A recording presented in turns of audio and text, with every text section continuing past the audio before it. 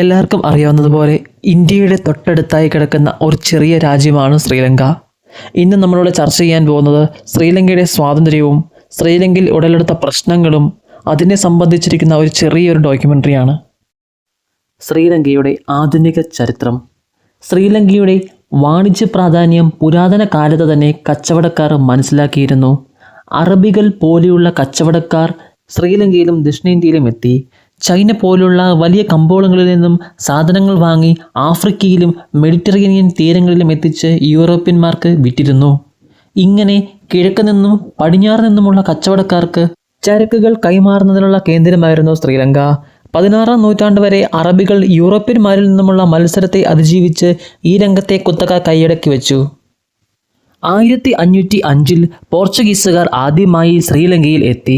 ഇക്കാലത്ത് ഇവർ മലയാറിലെ മലാക്കയിൽ ഒരു വ്യാപാര കേന്ദ്രം തുറന്നു. മലാക്കയിൽ നിന്നും ചരക്ക് കയറ്റി വരുന്ന പോർച്ചുഗീസ് കപ്പലുകൾ ഗുഡ് ഹോപ്പ് മുനമ്പ് ചുറ്റിയുള്ള നീണ്ട യാത്രയ്ക്ക് മുൻപായുള്ള ഒരു ഇടത്താവളമായാണ് ശ്രീലങ്കയെ കണക്കാക്കിയിരുന്നത്. മുസ്ലിം വ്യാപാരികൾക്ക് മേൽക്കോയ്മയുണ്ടായിരുന്ന തുറമുഖ നഗരമായ കൊളംബോയിൽ താമസമടിച്ച് പോർച്ചുഗീസുകാർ തങ്ങളുടെ ആധിപത്യം ഉറപ്പിച്ചു.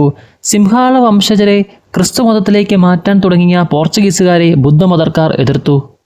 കാർഡിയയിലെ രാജാവ് ഡച്ചുകാരുടെ സഹായം തേടിയത് അങ്ങനെയാണ്. കൊളംബോയും ഗാളും ശ്രീലങ്കയുടെ പടിഞ്ഞാറ് വശത്തുള്ള പ്രധാനപ്പെട്ട തുറമുഖങ്ങളായി അങ്ങനെ മാറി.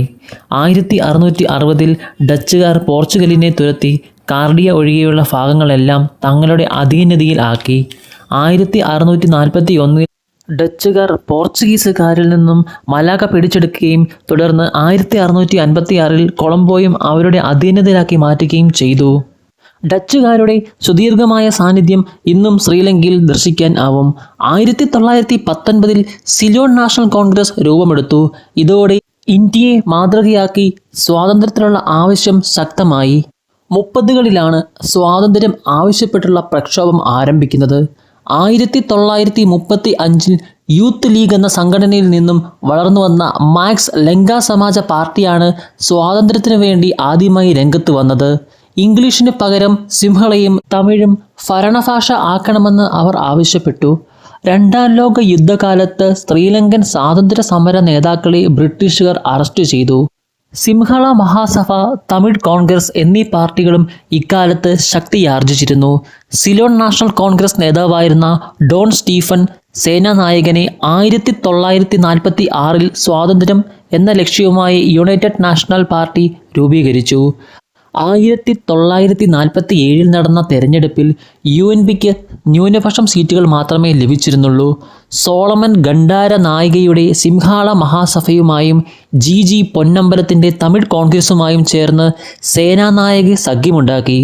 1948 ശ്രീലങ്കയ്ക്ക് ബ്രിട്ടൻ്റെ ഡൊമിനിയൻസ് പദവി ലഭിച്ചു. അങ്ങനെ സേനാനായക ആദ്യ തമിഴ് പ്രധാനമന്ത്രിയായി. ഇന്ത്യക്കാരായ തമിഴ് തോട്ടം തൊഴിലാളികളുടെ വോട്ടവകാശം സേനാനായക റദ്ദാക്കി. ഡച്ചുകാരും പോർച്ചുഗീസുകാരും ശ്രീലങ്കയുടെ തീരപ്രദേശങ്ങളിൽ സ്വാധീനം ചെലുത്തിയെങ്കിലും അന്തർഭാഗങ്ങളിൽ വലിയ താൽപ്പര്യം പ്രകടിപ്പിച്ചിരുന്നില്ല. എന്നാൽ പിന്നീട് ബ്രിട്ടീഷുകാരുടെ ആധിപത്യകാലത്ത് അവരുടെ സ്വാധീനം ദ്വീപിൻ്റെ അന്തർഭാഗങ്ങളിലും പ്രകടമായി.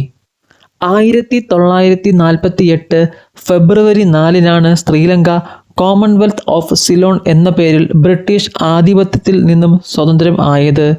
1956 തെരഞ്ഞെടുപ്പിൽ UNP പരാജയപ്പെട്ടു.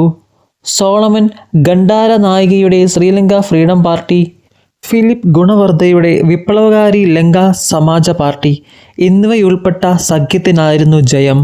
പ്രധാനമന്ത്രിയായ ഗണ്ടാര നായികയെ സിംഹള ഏകഭാഷയായി പ്രഖ്യാപിച്ചു. ബുദ്ധമതത്തിന് മറ്റു മതങ്ങളെക്കാൾ പ്രാധാന്യം നൽകി. തമിഴ് ജനവിഭാഗത്തിന് കൂടുതൽ പൗരാവകാശങ്ങൾ നൽകാനുള്ള ഗണ്ടാര നായികയുടെ ശ്രമം UNPയുടെ എതിർപ്പ് കൊണ്ട് നടന്നില്ല.